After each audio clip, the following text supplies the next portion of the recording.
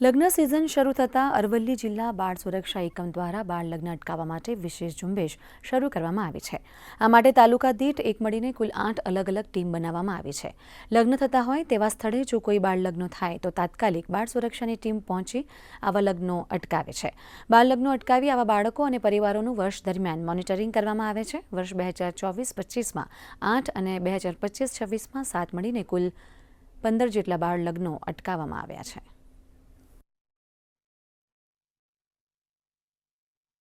અરવલ્લી જિલ્લાના 8 તાલુકાઓ માટે ટીમની રચના કરવામાં આવી છે। કોઈ બાળ લગ્ન થાય તો તે માટે ફરિયાદ અને તે માટે કરવાની કામગીરી માટે આ ટીમ સતત લગ્નોની પણ મુલાકાત લેશે। બાળ લગ્ન એટલે જે બાળકોમાં દીકરીની ઉંમર 18 વર્ષથી ઓછી હોય અને દીકરાની ઉંમર 21 વર્ષથી ઓછી હોય તો એ બાળ લગ્ન ગણાય। આ બાળ લગ્ન માટેની સજાની જોગવાઈ બાળ લગ્ન પ્રતિબંધક અધિનિયમ 2006ની અંદર જોગવાઈ કરેલી છે।